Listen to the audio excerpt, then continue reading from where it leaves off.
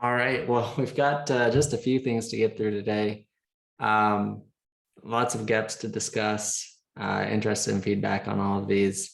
Um, First question here is, how do we feel about GitHub discussion boards? Um, so this is something that apparently there is precedent for in OSS Kubernetes. Shane had suggested, I don't see him on the call yet. I don't think any of us really have a strong preference either way on this one. At least that's been the feeling I've gotten from the participation in this issue. It's people are rather ambivalent towards this. Does anyone want to, push for these being added as another discussion forum for Gateway API? I think I commented down below saying I couldn't see much bad, but yeah. Nick, do you see much participation in contour discussions? not really. We haven't seen much yet. I have seen, looking at in some of the other places that have used it, like I have seen more discussion there. I think it was the release cadence KEP. There was a bit of discussion on a discussion thread there. The nice part about that for sort of slightly more contentious things is that the replies are threaded, so yeah, it's easier to have multiple separate threads of discussions about some things. So I feel like it's particularly good for things that are contentious or require lots of different areas of discussion. But it's not gonna be any harm if we don't do it either, I don't think so. So the threads are somewhat different than, say, different GitHub issues. It's just a better way to have a discussion than an issue, I guess, is a summary. Yeah. Okay. So if Kubernetes already has the discuss.kubernetes.io, I mean, we could just add tags in there, or yeah, I guess there's everything has been done, and it's unclear how well any of these have worked. But yeah, okay. So yeah, this threading is nicer for sure than what we have available on issues. But like James mentioned, there's already discussed. Here's what I'll say. I don't mind it existing, but I also don't care enough to invest the time to figure out how to make it work. But if someone else wants to, by all means, I'm happy to have it. I guess I'm also the same. Like I have said, yeah, like why not do it? But equally, I probably don't have the bandwidth to invest the time to make it work, as you say. Yeah. So. Yeah. That makes sense. All right, well, we've got lots more to get through, so I'll move on from that one. I will, if anyone wants to just follow up with a brief summary of that discussion, that no one's against it, but there's not anyone volunteering to figure out how to add it. Yeah, it's fun. Awesome, thanks. One thing that we've done a little bit internally at Google is these kind of Uxr sessions and or really survey. So we have some customers that are quite interested in this API. And so we've had some initial Uxr sessions with them running by this API. And that's when we mention user feedback, that's often what we're referring to. But we've been wondering, we already have general purpose content for Uxr sessions, running them, and wondering if we can take this concept into OSS. And I asked around trying to figure out if there had been much precedent for a Uxr session for Kubernetes API, and apparently it hasn't really been done before. At least no one I talked to is familiar with it. I reached out to SIG Usability today, just trying to get feelers on the best way to do this. Maybe it's a survey instead of a session that people attend. I don't know, but I would like to get some kind of feedback and really try and get more users aware of this and giving feedback before we get to a point where we can't really make the bigger changes that we'd like to. But I wanted to open it up to others that might be interested in this kind of discussion topic. Like, are we interested? Do you have customers, organizations, whatever, that might be interested in participating in this? Any, preference on just wide open OSS, whoever comes in. I don't know. It's just kind of a wide open topic at this point. Hi, may I introduce myself? I'm Yes, please. My name is Martin Col.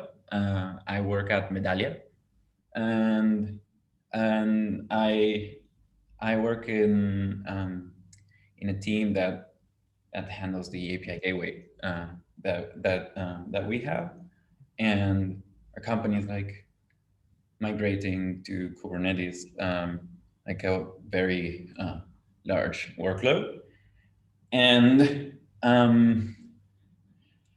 I'm kind of following this work to consider considering this as a path forward for us, for my team, to onboard our workloads, and we haven't yet provided a Kubernetes-based solution for API gateway. We use some other systems.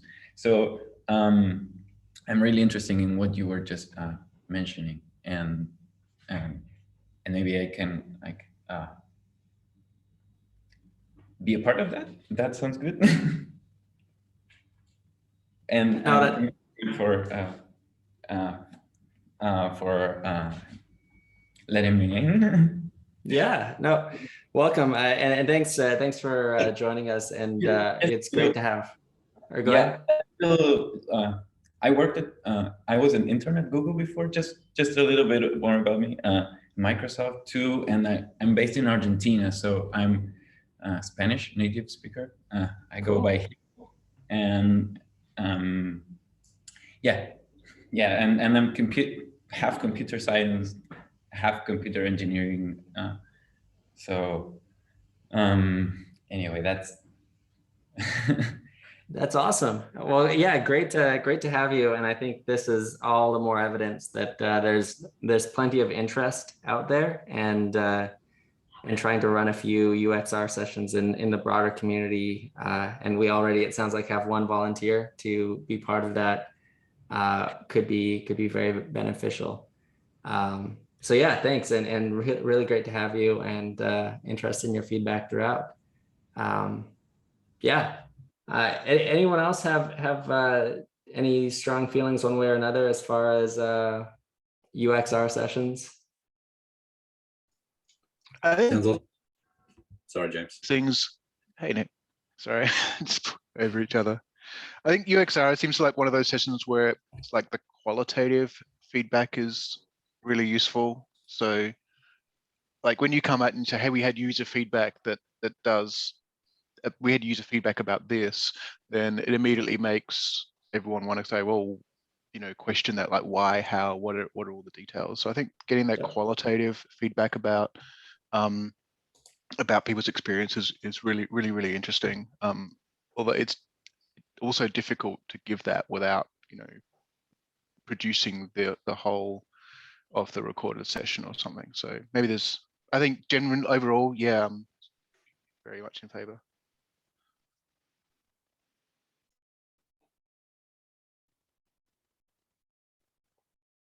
I'll let Nick go too while you're. Yeah, sorry. I was just a +1. Okay, cool.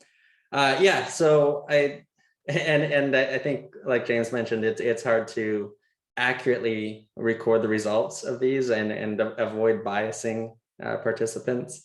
But if we can do that, and since Mark has been the one who set them up internally for us, and since we already have some kind of content to go with, maybe it'll be not too bad to translate that into OSS. but yeah, that's all I had there. We have lots more content, but just a heads up, that's something that I've been thinking about and trying to figure out how to organize. Yeah, so get follow-up. If you're new or weren't around last week, I had this doc that set a rather ambitious V1 Alpha 2 release plan.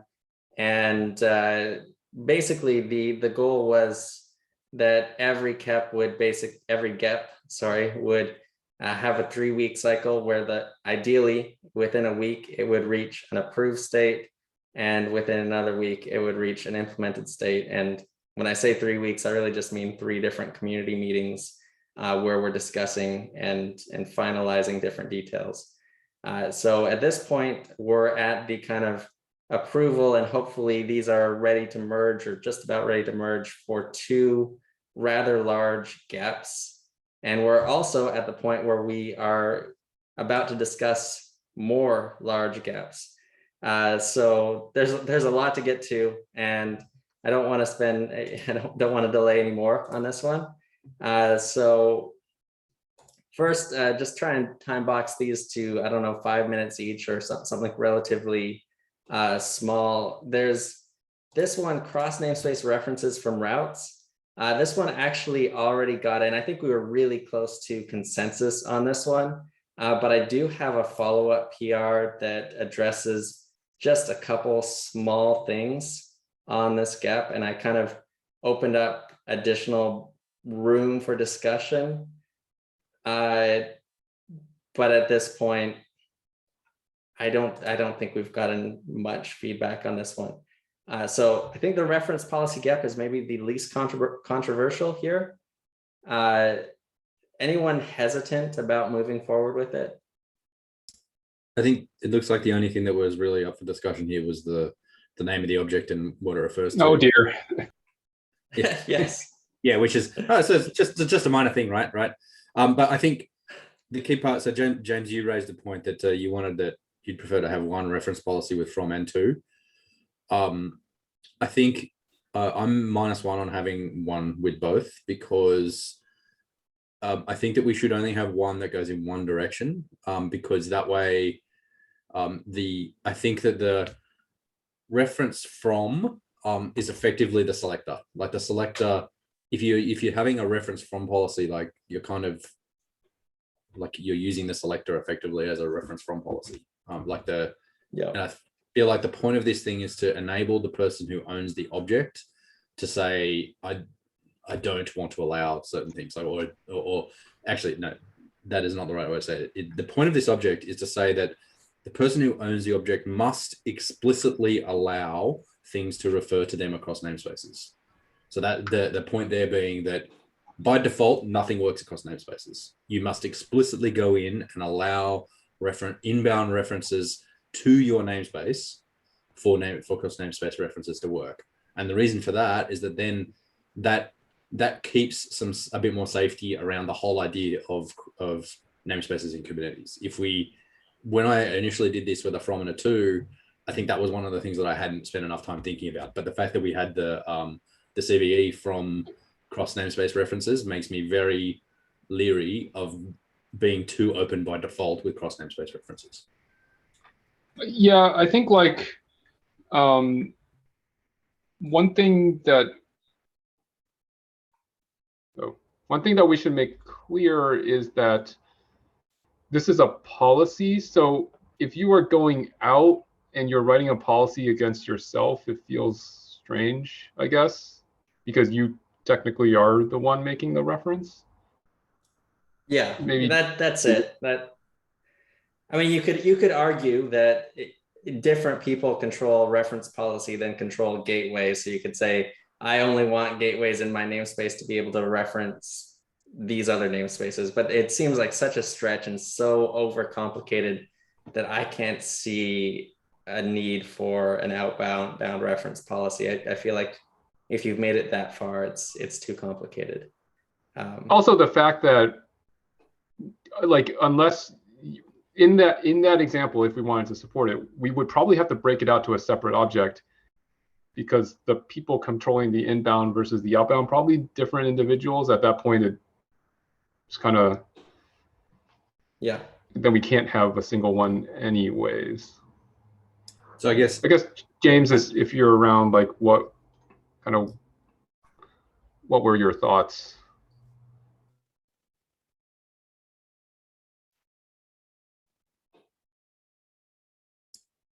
you still muted, James, or are you not there? Oh, sorry, my mute button was muted, so maybe I was not muted as much as I thought I was. Sorry about that. So yeah, so what are your thoughts on where this is at then? I'm sorry, was that a question to me? I was distracted Yeah. and I had a side conversation Fine. going on, So so I that- so- apologize. Yeah, that's okay. The question is, I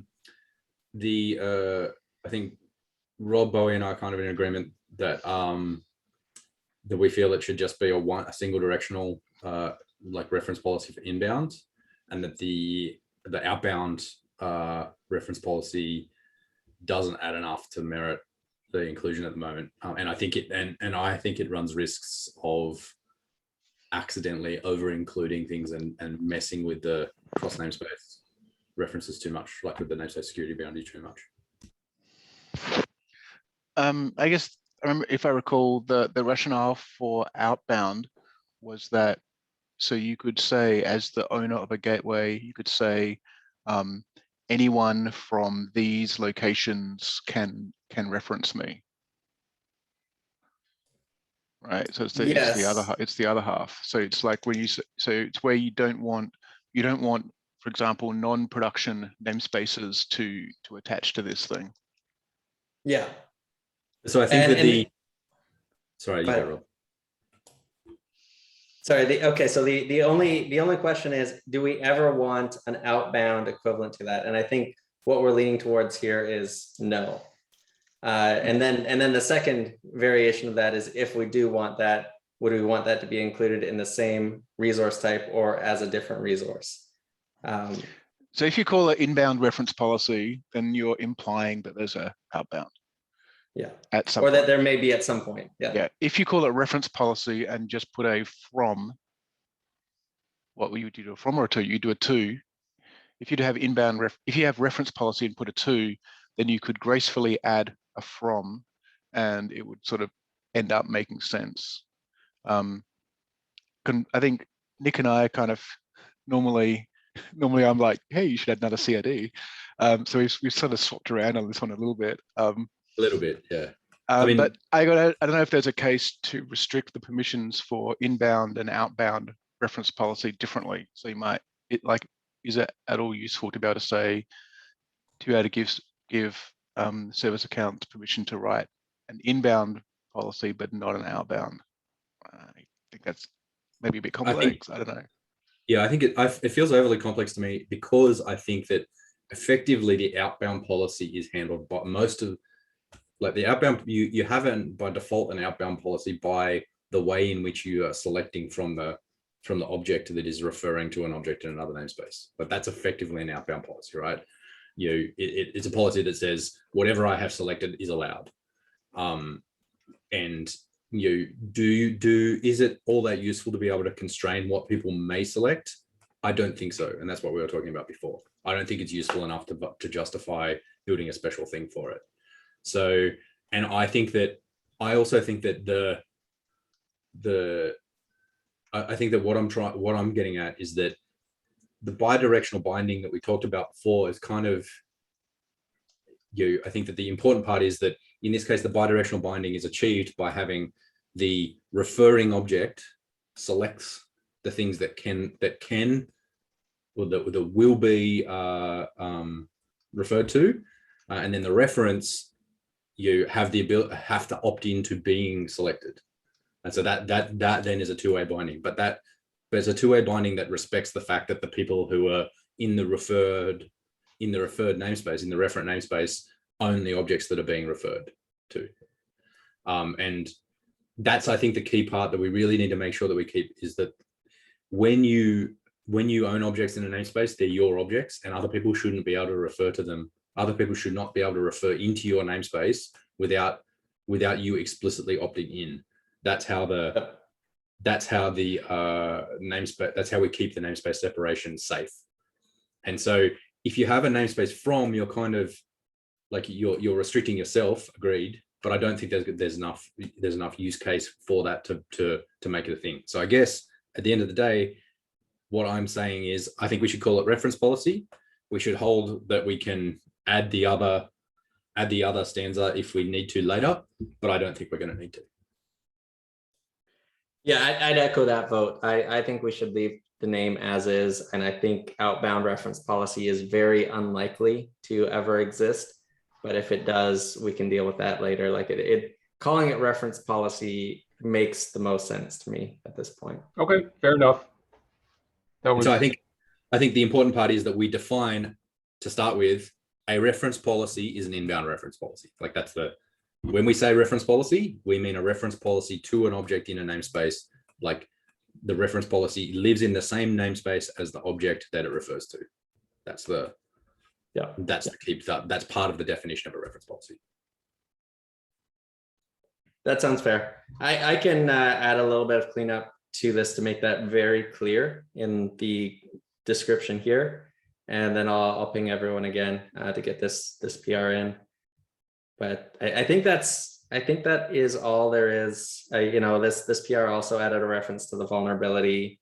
But yeah, I think that's all that's left on this gap. One last chance for anyone. Any hesitation on this gap? All right, cool. I'll keep on moving then. Policy attachment. This is a big one. Got a lot of discussion on it. Huge thank you to everyone who commented. Yeah, 117 or whatever comments. Lots of participation. Thank you, everyone. I feel like almost everything is resolved at this point. If I have not addressed one of your comments, please let me know. Oh, whoops, I missed Paul's last comment. I need to address this last one. Yeah, okay. Beyond that, so I should highlight, it doesn't look like I got much feedback after the last update I pushed. I don't think that there's a lot of huge changes in that update, but I do want to point out that there is this new sample policy resource. I also have been splitting these commits into into different commits. So if you want to track between rounds of feedback, you can. But the big thing that I added based on feedback is this basically template service policy that anyone can use to create their own policy resource. Yeah, so there's a lot here. This is a large gap, but I wanted to check, does anyone have any hesitation about getting this one in?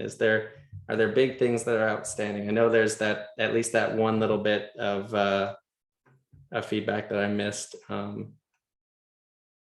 know there's a couple LGTMs on this, but want to give anyone a chance to voice any kind of concerns about this.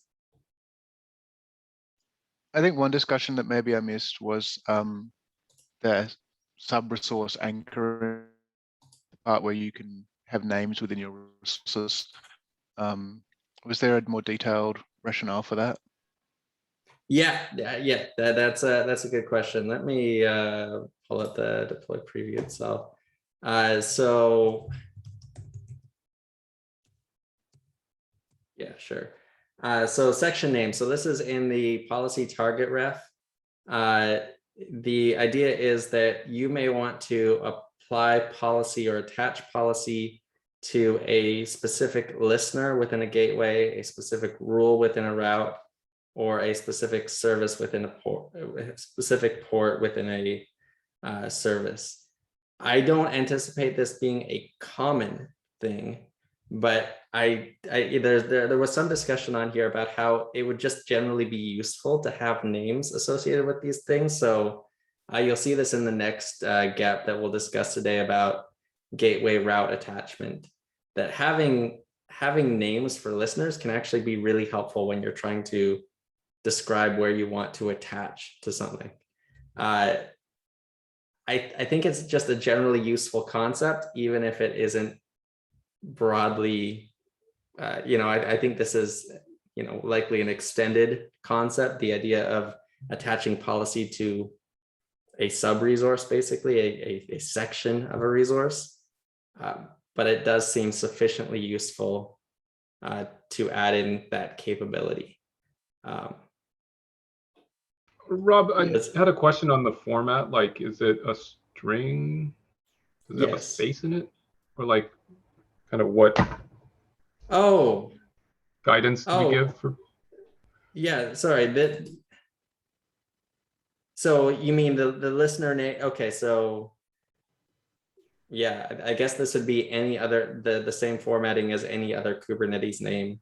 I had not thought that through that much, but yeah, so I added this as a diff somewhere, I don't know, somewhere in this gap about what the name would actually look like. But I think it would be just like this formatting. So unfortunately with CRDs, we don't have a lot that we can do for, I guess we could do a regex for validation.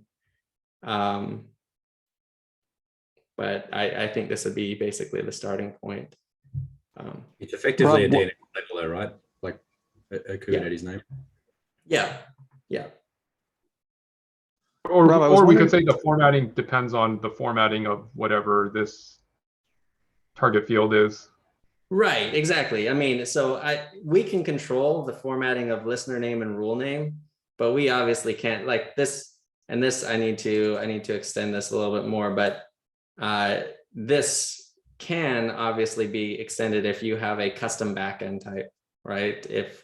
If you want, or some other resource that is somehow nested, has a list within it, this concept could extend there as well. So are names required to be unique? No. Okay, so it- I can have, so if I have a route with 6 rules, I can give 3 of them the same name and then target a policy. I think that would be a validation error, but it would kind of depend on Yeah, it's interesting. the So this thing that you're talking about. So from a policy attachment perspective, we can't enforce that. But you look at service port name, and that is required to be unique. We have not defined name in rule or listener yet. But if we did, I don't know what the appropriate logic there is. I mean, yeah, it feels like having them be unique would be useful in some ways, but then would rule out the thing that James says. Yeah. It feels like if you need to be able to select multiple listeners within a gateway, but not all of them, maybe you're better off breaking the gateway apart into like Yeah. you have multiple gateways with each with a set of listeners. Yeah.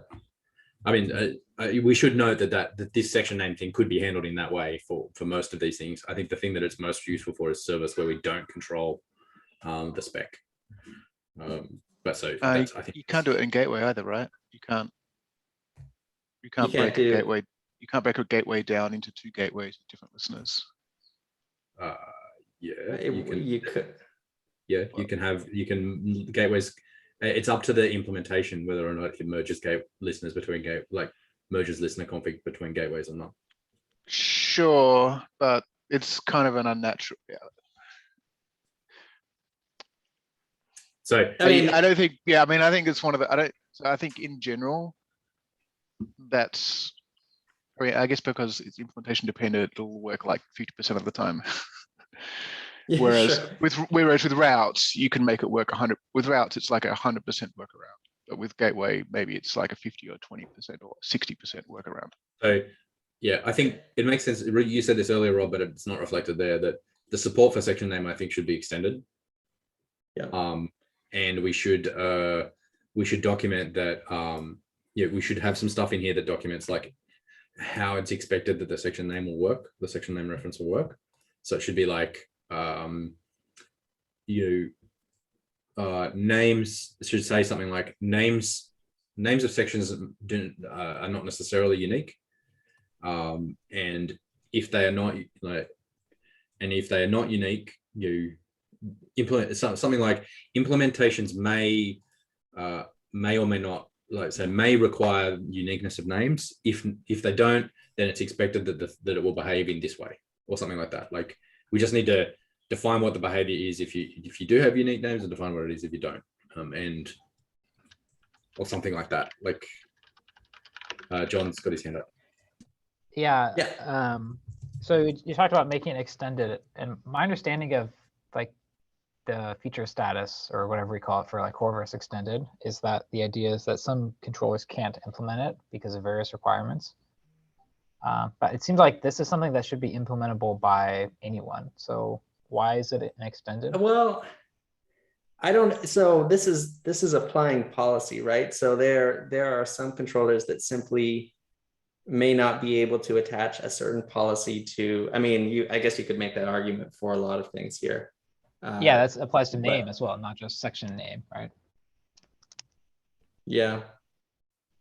So I thought that extended, the reason I suggested it was that I thought extended was not necessary to be a conformal implementation.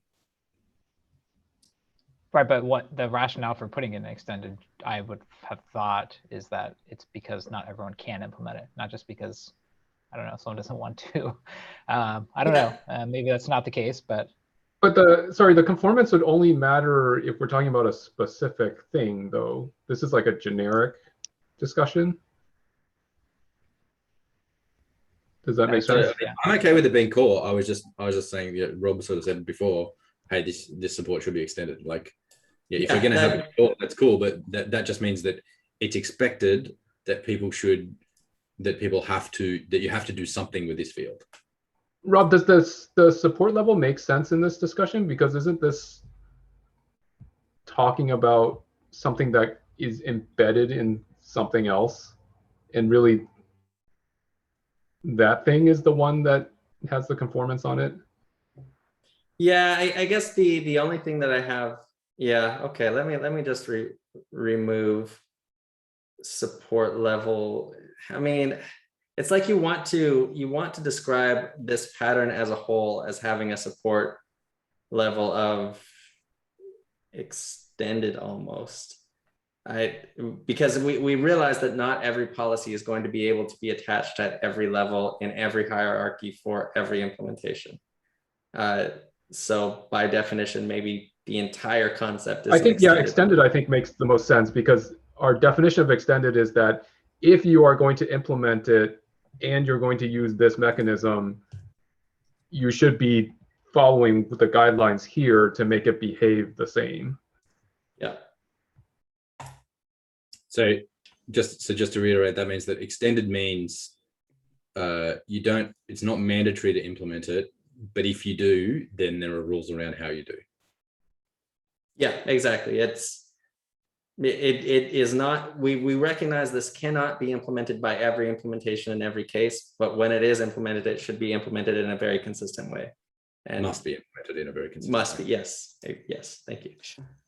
Rob, I was going to mention is this section name support something that we feel is required for this gap? Like, do we think this is MVP functionality? I mean, I don't know if I've seen a use case that would suggest that like we need to have it, because maybe we should punt it, see how people want to use service policy, and that would help us inform a little more, because this kind of seems like a niche thing that has a lot of complexity associated with it that maybe is just better getting the core service policy stuff in first. Yeah, I don't mind pulling it out if there's hesitation around this one. I'd have to dig back through the feedback initially to see how broadly interesting this one was. I guess the question I would have is for John.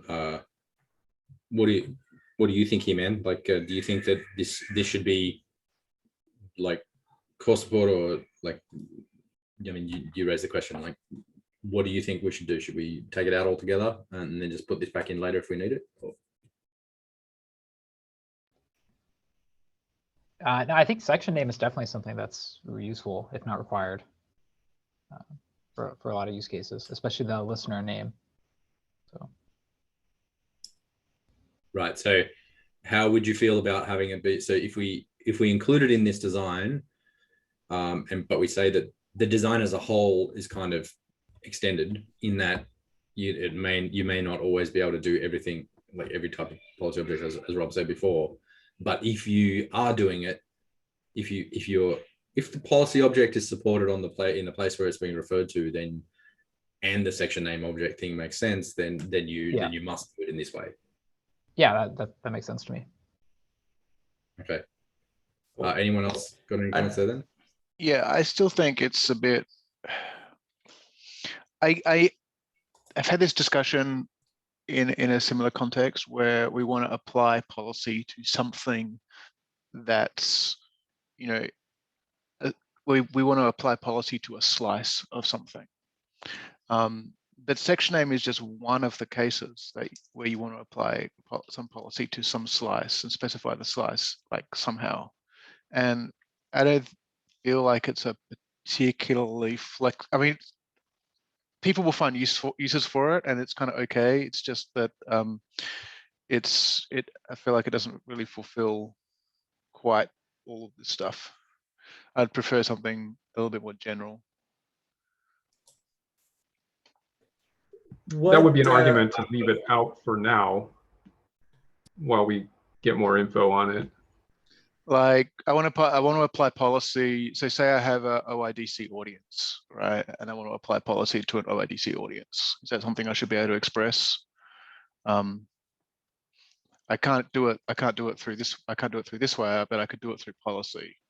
And if I can express it through policy, maybe I don't need the service name. Like there's lots of subdivisions, right? And I guess this is just one of them. So well, I don't really have any strong objection. It also doesn't really solve a lot of the kind of use cases that I've been thinking about. Micaiah and Mark both have their hands up. Micaiah, Oh, I just don't know how to turn it off. But yeah, I just wanted to suggest, since the only reason I suggested separating it is only because I feel like we have a lot of consensus on other areas of service policy. And if we don't in this area, because there's a lot of options, then as people use service policy, we'll get a lot of better ideas about how we might want to implement this. So as opposed to kind of doing theoretical arguments now. But I mean, I don't feel like we have to punt it if we're all kind of in agreement about how it would work. I agree with that. Especially from Micaiah. Yeah. Mark has his hand up. Micaiah does. Sorry, mine's effectively down. Okay. Well, I wanted to ask about section name, whether, I mean, if this is a general thing where right now we have gateway route service, presumably it could be extended to other resources, or those resources could be extended. I'm wondering if it's impossible that there might be in the future a resource, one of these or some other resource where you have multiple sections.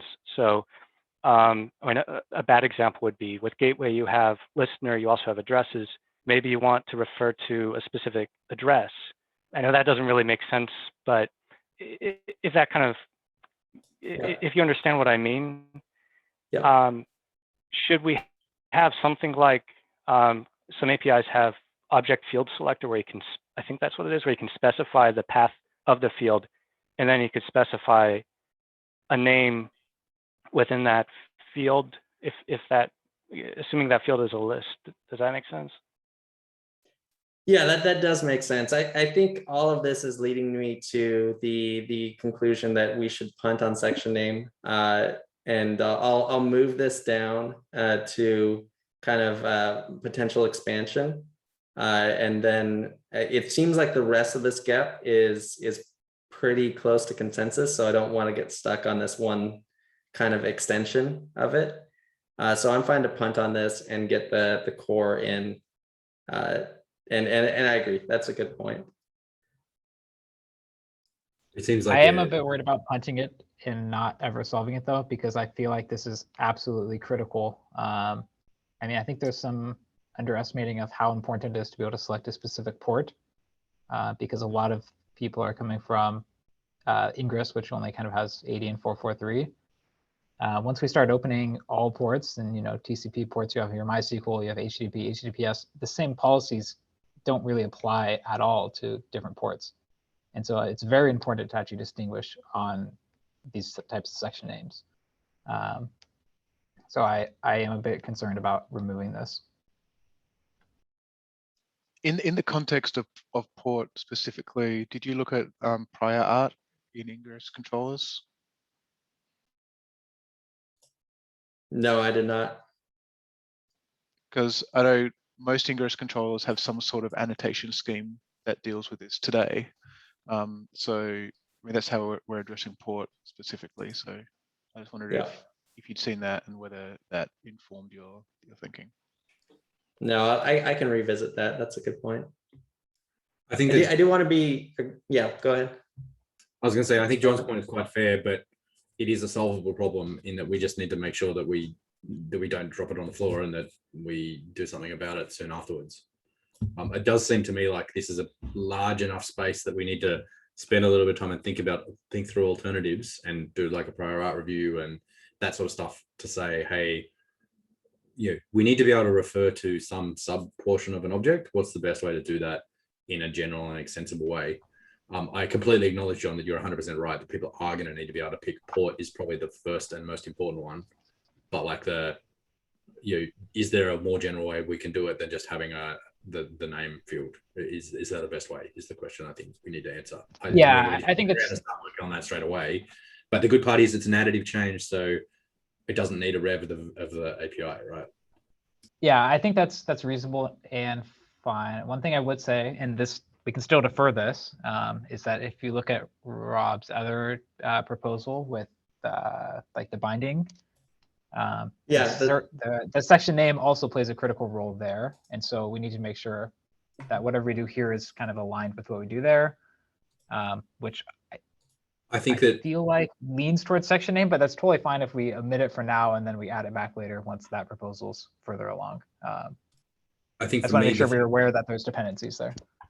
Yeah, I think for me, the thing that we're taking out is the section name reference. I think that having a name, adding a name into the fields, into the listeners and the routes and stuff like that, I think that is like a zero loss thing to do. Like there's no reason not to do that, to have names in those fields.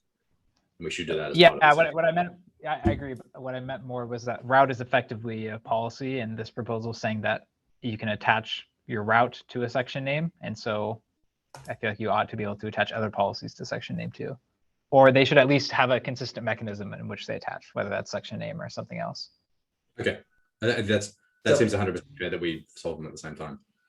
But I guess then, well, you're kind of, okay, I feel like there's two concerns here. So Nick wants to put names on things for better user experience, so, right? So you can say, here's the name of, which listener are you talking about? Oh, this one. So I can show an error and I can show an error that's like on this listener with this name. So to solve that, to address that need, you probably say that names should be unique and human readable. Is that kind of what you had in mind, Nick? Yeah, like I feel like it probably makes the most sense to have, I mean, effectively you're moving, in this case, you're moving listener and route to be a list map type, because if you're enforcing a unique key on name, then that's what it is. It's a list map type. So for policy match, I kind of want to match policy on things that are more like labels. So I don't necessarily want to have one policy per one listener. I probably want to have like one policy for listeners which look like this, not necessarily targeting, policies individually by name and managing them like one at a time.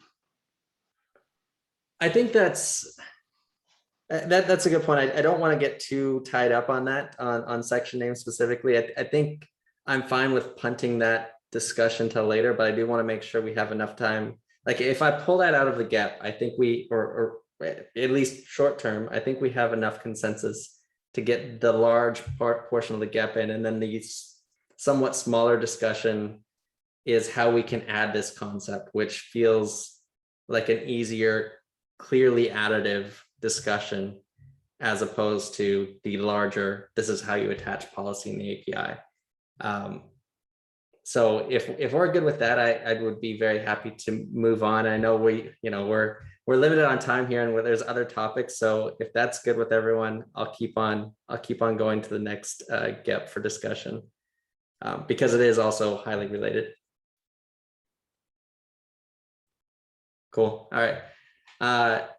So with that, this is a huge GEP. This is one that I didn't, a month or two ago, I didn't anticipate ending up with this suggestion proposal as it is today.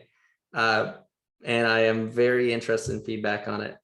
But this I know I've had other proposals around this, but this suggests that we refresh route gateway binding, and it has, a number of goals. One is to line up more closely with cross namespace references from routes, the previous GEP. To provide a clear path to enabling route inclusion. Again, even if we're not defining the specifics of route inclusion, we need to have that in mind, because I think that's inevitable. Then we have that kind of, undefined initial feedback that we've received. Seems to be all pointing us in one direction, and then enable other kinds of route parents in addition to gateway. So it could include routes. A route could be owned or parented by another route.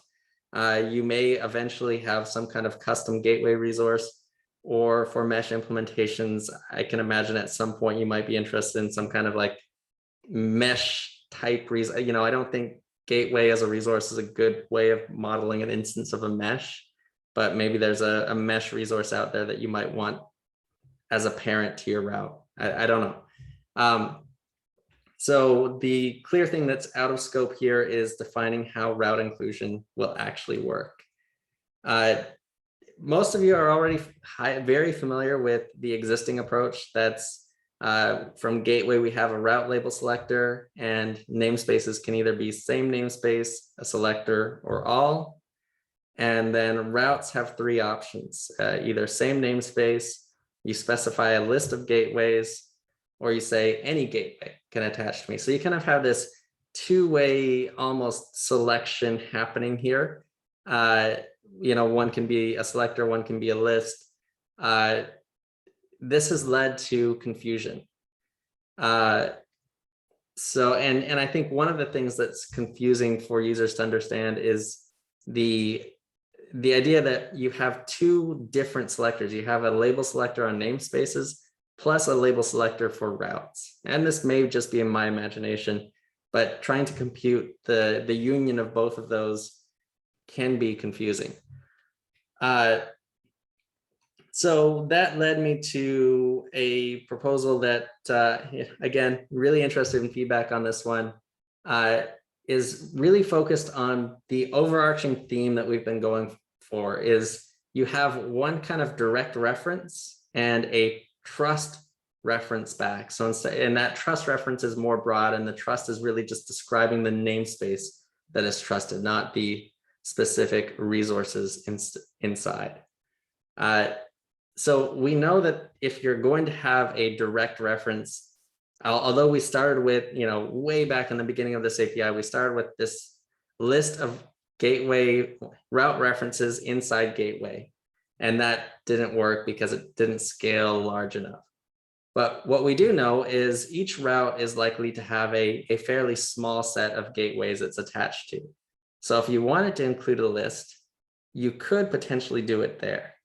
And this matches the initial user feedback we've gotten that route owners, app owners really care about which gateways they're attached to and want to have very clear control over that. And also it's natural as you're building your route, you're configuring everything for your app, you want to be able to attach your application to a specific gateway. So in the following example, you can say, this gateway is being attached to by this route. So you see, okay, I trust these namespaces from the gateway, and the route actually does the attaching. This is different than what I had proposed and what we've talked about for a while. So I really want to get a lot of discussion around this. The actual changes here are relatively modest. It removes the route selector from gateways and replaces the 3 options from route to gateway with a single reference list. That's it, right? So they remove one field here and then change how this concept works. So basically it's just from list. So you're removing lots of different ways to do things and replacing it with a single way that this can work. So I went through and actually went through the API changes. But one thing I want to make sure we have time to cover here is, I can cover the advantages and disadvantages in a bit, but the obvious thing you must be thinking at this point is, why wouldn't we use a reference policy for this? And I tried to make reference policy work at this level, and I'm not sure that it works as well. I think it works amazingly from route to backend or route, but I'm not sure that we can find a way to translate it for the gateway route relationship. And so I kind of explored 2 different options here. One, this kind of downward selection. So gateway continues to select route and then reference policy points back up, but it gets very verbose very, very quickly. And we still have that kind of dual selector going on here that I think can be confusing. And you have this, well, who really controls who's, you have, is it the person labeling the route, or is it the person that's actually controlling the selector? You have the unclear roles here. And then you have the opposite of reference policy decides which routes it trusts inside the infra namespace. But again, you end up with all kinds of weirdness, because in that case, reference policy would need to understand the name of the listener. Like, you need a unique reference policy for every listener involved here. And that's also very, very verbose and complex. So those are the. Wait, can you just Yeah. elaborate on the every listener part of that again, Rob? Yeah, so okay, thank you. One of the core use cases of multiple listeners in Gateway is, I have foo.com, I want to delegate that to foo namespace, and I have bar.com, and I want to delegate that to bar namespace. To describe that in this model, you need a reference policy for listener name foo, and say, I trust routes from foo namespace.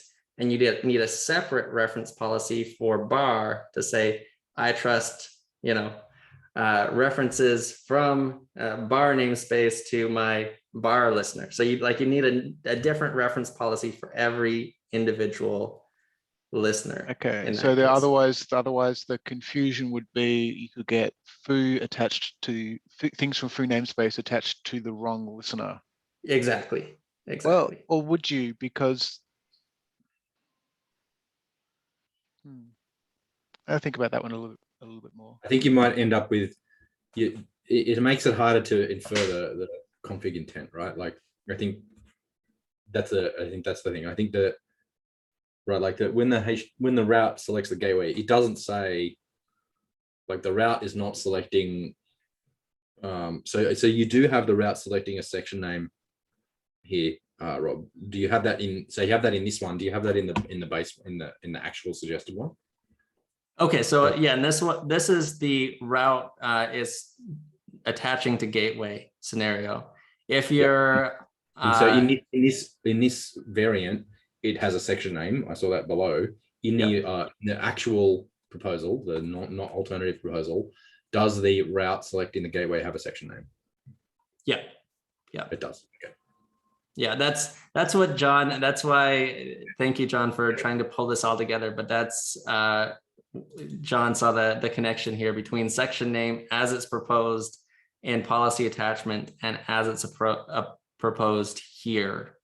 They're both, I admit that for many organizations, they're going to have a single listener gateway or something like that, where section name or equivalent concept is not as important.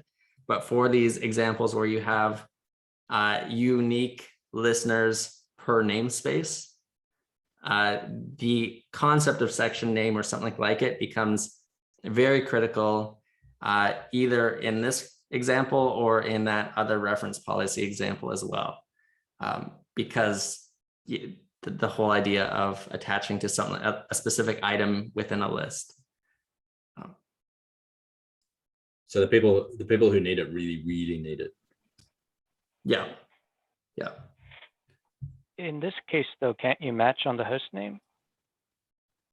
Yeah, that is a real possibility. You could do a host name match here. That would work. It is maybe not as precise as you would like. So one of the examples, if you looked at Harry's PR for redirects right now, one of the examples is an example where you have a single route that does a redirect to HTTPS, and then you have all your other routes just listening on HTTPS, which makes all the sense in the world. But if you had routes that were just listening on host name or just matching on host name, that would not be sufficiently specific. Like if you can imagine that you have a route that's sole purpose is to do the redirect to HTTPS, then you really need a specific name of a listener.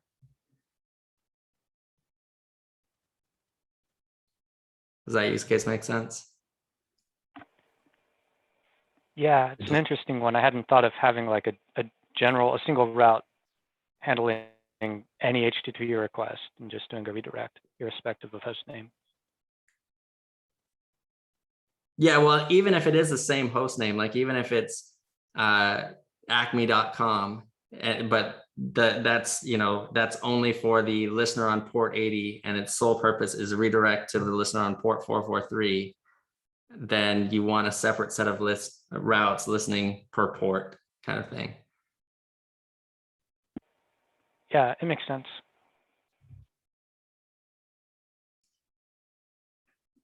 So it sounds like, I mean, this again comes back to that same section name discussion, but it sounds like there are definitely cases in which having a unique name for each listener, particularly, will be useful, and requiring the name to be unique. That doesn't mean that there aren't cases where you want to be able to select listeners based on some other set of things, but like there are definitely cases where you must select a unique listener and only a unique listener. Yeah. So maybe that's actually two problems that are very similar. Yeah, that's a good way. Yeah. So I know.